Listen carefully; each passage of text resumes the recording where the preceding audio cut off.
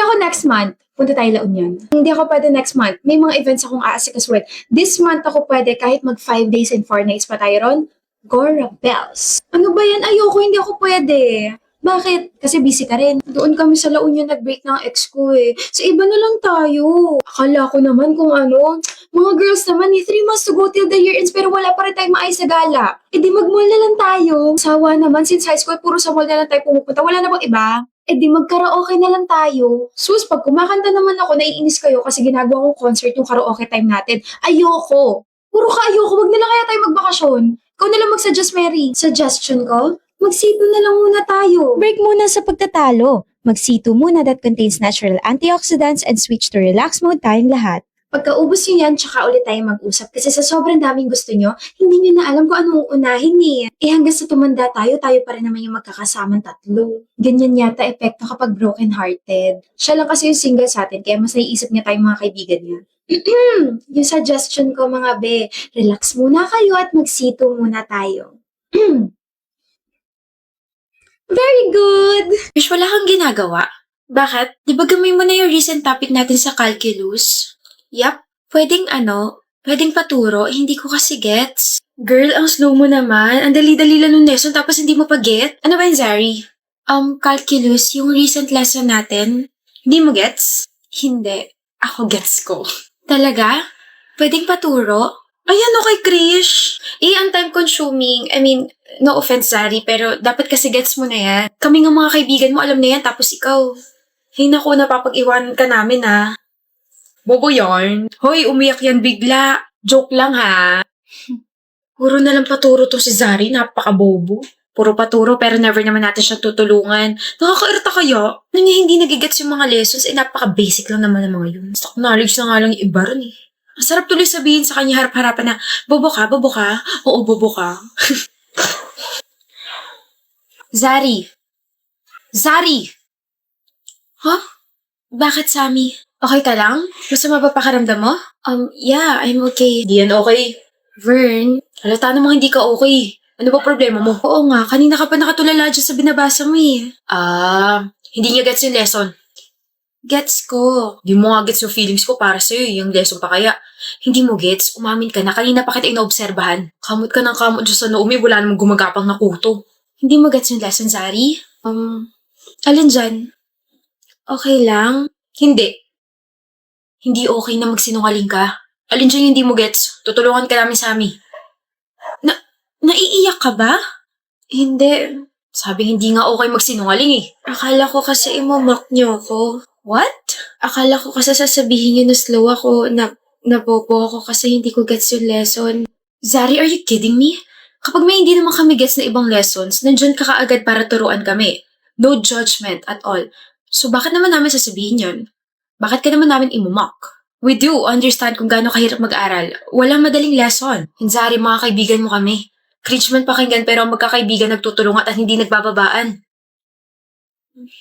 There's no competition between us. Healthy competition, yes. Pero not to the point na magiging insensitive kami sa side mo.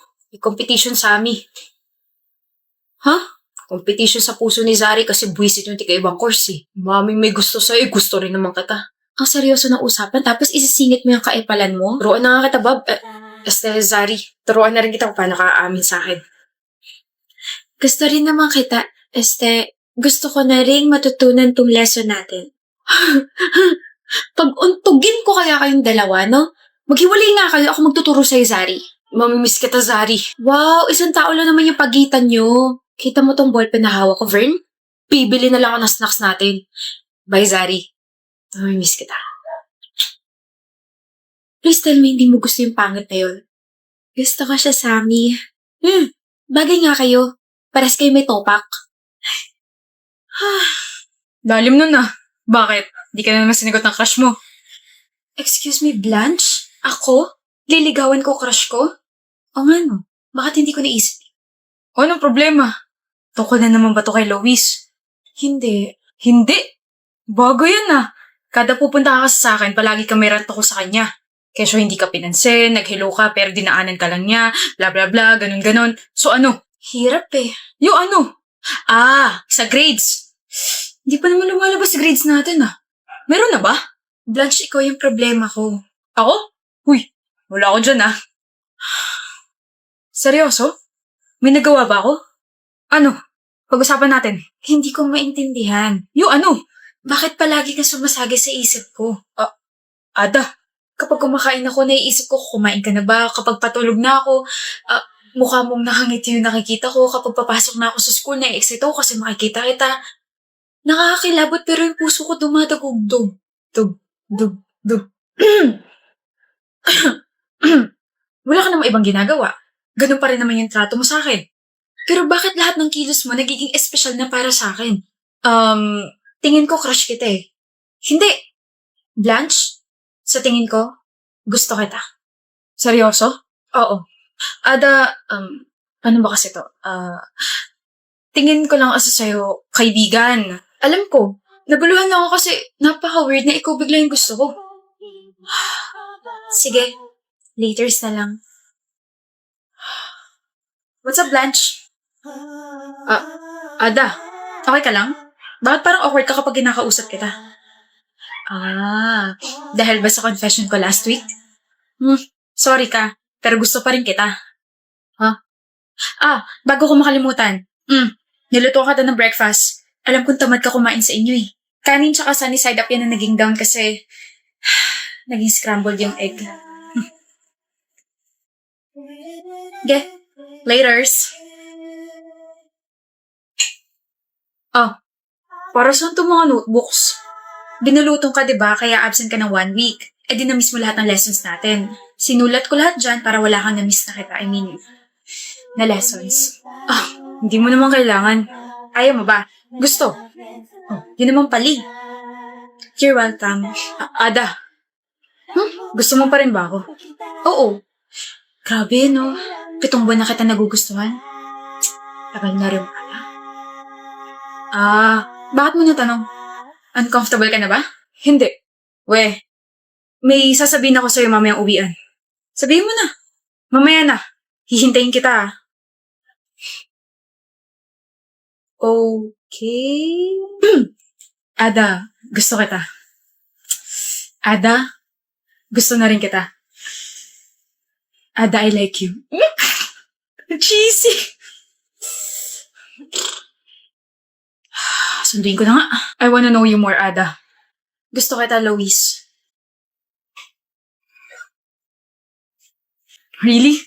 I have feelings for you too. Dati. Gusto kita dati, Lois. May iba na ako nagugustuhan ngayon at alam kong hindi ko na mabibitawan yung feelings ko para sa kanya. Sige, una na ako Hinihintay niya pa ako eh. Bago ka?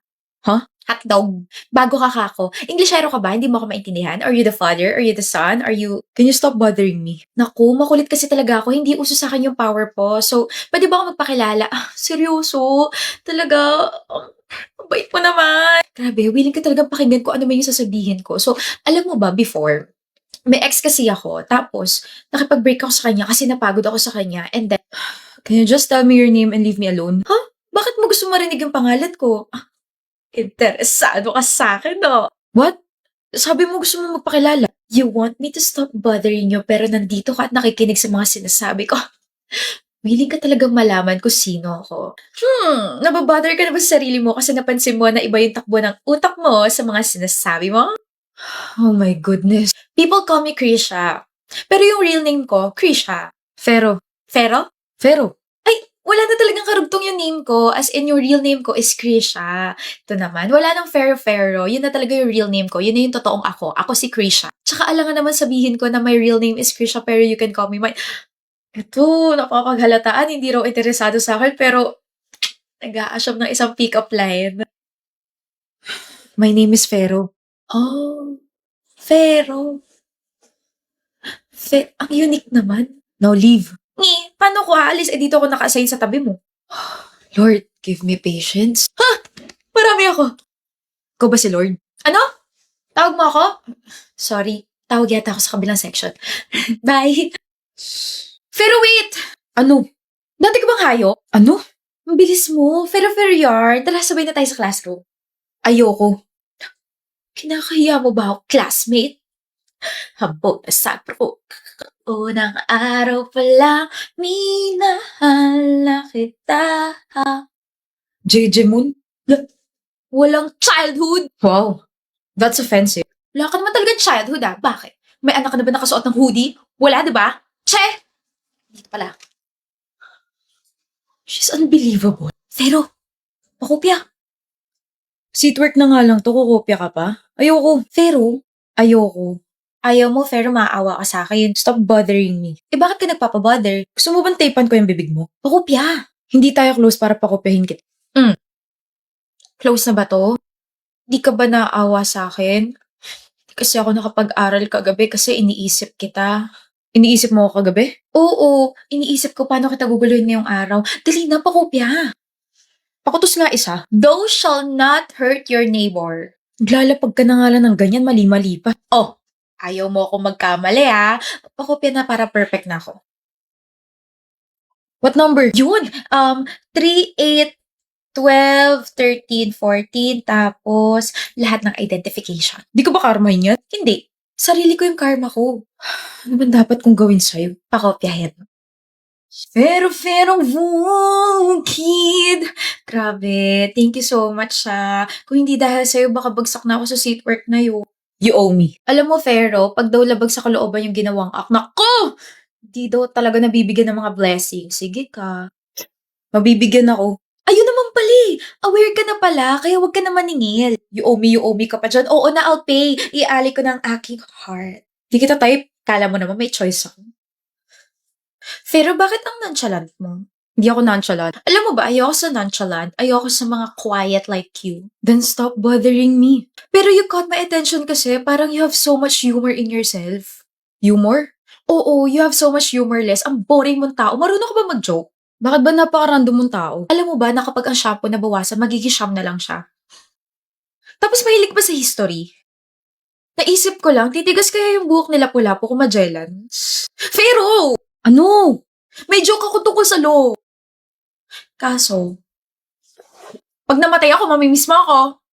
Ewan ko sa'yo. Funny kaya ng mga jokes ko. 3 araw ko yung tinawanan. Tahimik mo Di ka sanay? Wala lang, nakakabingi lang yung katahimikan. Baka pag nag-ingay ulit ako, marindi ka na naman. Nakakaarindi naman kasi talaga. Tapos yung boses mo, sakit sa tenga. Krisha!